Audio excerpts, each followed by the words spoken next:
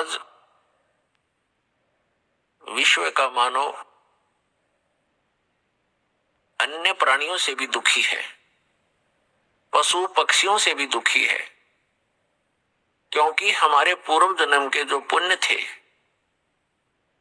वो अक्षीण हो चुके हैं, क्योंकि हम चौथे युग में जन्मते जन्मते आ चुके हैं। अपने पुण्यों का अभाव कर लिया, अक्षीण कर लिया पुण्यों को, और हमारे पास अब केवल पाप शेष रह रहे हैं, जिस कारण से जैसे पाप और पुण्य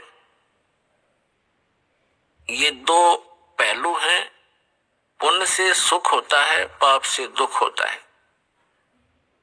हमने सुख की परिभाषा का पता नहीं था, तो हम इसको सुख मान रहे थे जिसके पास एक बढ़िया कार हो, अच्छी कोठी हो, कोई फैक्ट्री हो, या कोई अच्छी पोस्ट प्राप्त हो, कोई पद बना हो उसका, डॉक्टर, इंजीनियर, आईएएस, आईपीएस या जज, या कोई मंत्री, मुख्यमंत्री, प्रधानमंत्री बनकर बड़ी बड़ी गाड़ियों में चलता हो। तो हमने इस सुख की परिभाषा बस इतना ही ज्ञान था। ये सुख नहीं है, ये तो बाह्य दिखावा है। प्रत्येक प्राणी टेंशन लिए फिरता है, प्रत्येक प्राणी 99% व्यक्ति टेंशन से ग्रस्त हैं। तो हम इसको सुख मान रहे थे। सुख नाम की कोई वस्तु नहीं इस 21 ब्रह्मांड में। तो परमात्मा चाहते हैं कि आप यहां से निकलो, इस झूठे सुख को भूलो, इससे परिचित हो जिसको तुम सुख मान बैठे हो। कबीर साहब कहते हैं झूठे सुख को सुख है, ये मान रहा मनमोद, ये सकल चबीना काल का, कुछ मुख में कुछ गोद। यहां सब ये काल का आहार है। इस झूठे सुख को आप सुख मान बैठे हो, ये सुख नहीं है। आज आप जिसको सुख मानते हो उस व्यक्ति के पास सभी सुविधाएं उपलब्ध हैं। अच्छा मंत्री है, मुख्यमंत्री है, सब सुविधाएं हैं, पुत्र भी है, पुत्री भी है, आगे संतान भी ठीक है। तो इसको हमने सुख मान रखा है। और 1 मिनट में मृत्यु हो जाती है, 1 सेकंड के अंदर मृत्यु हो जाती है। फिर वो सुख कहां गया उसका? फिर कहीं गधा बनकर, कुत्ता बनकर गली में खड़ा होगा, खा के ये सुख। तो परमात्मा याद दिलाते हैं कि तन धर सुखिया कोई ना देखा, जो देखा सो दुखिया हो। उदय अस्त की बात करत है मन सबका किया विवेका। शरीरधारी प्राणी यहाँ इस पृथ्वी लोक के जो ये कच्चे शरीरधारी प्राणी हैं, परमात्मा कहते हैं मैंने कोई इस पृथ्वी पे सुखी नहीं देखा। और जो उदय अस्त की बात करते हैं, उदय अस्त का अर्थ है चक्रवर्ती राजा, जिसका शासन पूरी पृथ्वी पर हो। परमात्मा कहते हैं मैंने उनके भी अंदर से झांक कर देखा है। राजा के पास कोई साधु संत चला जाता है, ढेर सारे दुख बता देता है, महाराज मुझे ये तकलीफ है, महाराज मुझे ये तकलीफ है, महाराज मुझे ये कष्ट है। तो परमात्मा कहते हैं उदय अस्त की बात करे मैंने सबका किया विवेका हो। तो पुण्यात्माओं, सौभाग्य आपका,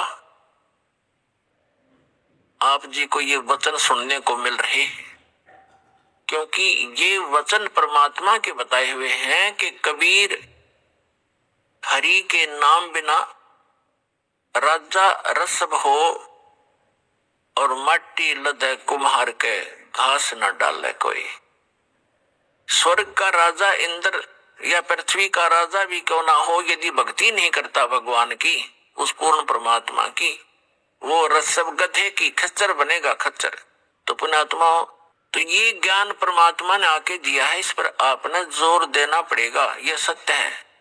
और अन्य साधनाएं जैसे दास बहुत बार बताता है कि जो पूर्व जन्म के प्रारब्ध में, यानी पूर्व जन्म की संस्कारों से बनी किस्मत, उसको प्रारब्ध कहते हैं।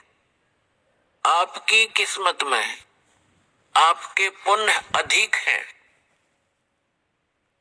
तो आपको पुण्यों के आधार से परमात्मा सभी सुख सुविधाएं देता ही रहेगा।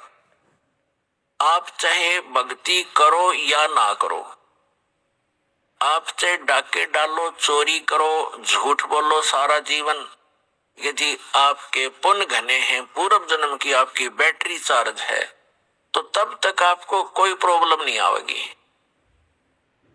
और जो पुण्यात्माएं होती हैं जिनको सर्व सुख है, वो फिर भी कुछ ना कुछ भक्ति अवश्य करते हैं, वो रह ही नहीं सकते भक्ति किए बिना। तो वो जैसी भी साधनाएं परंपरागत प्राप्त होती हैं या किसी से सुनने से या कोई गुरु मार्गदर्शक से प्राप्त करके वो करते हैं, और उनको सुख तो मिल रहा होता है उनके प्रारब्ध से, यानी पूर्व जन्म के संस्कार से बनी किस्मत से।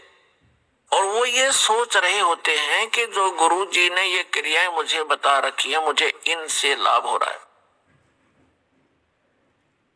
तो ये उसकी भूल होती है।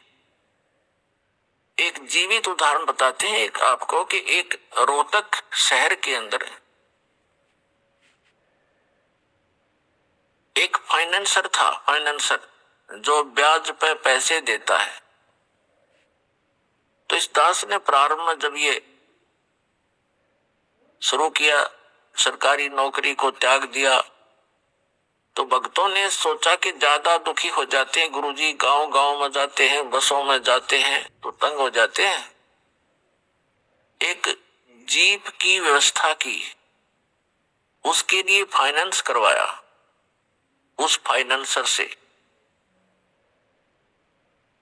वहां आने जाने लगे, बैठने लगे, स्वभाव ठीक था। हमारे भक्तों ने उनको समझाने की चेष्टा की, उसके पिताजी को भी कहा, वो भी वहीं बैठता था उसी ऑफिस में। तो उसके पिताजी से कहा कि आप ये ज्ञान समझो, हमारे गुरुजी ऐसे भक्ति बताते हैं, आप ये भक्ति करो। तो वो उनके पिताजी कहने लगे कि भाई, आज मेरे घर में जो सुख है शायद किसी को होगा, और मैंने गुरु भी बना रखा है, और हम श्री राम, श्री कृष्ण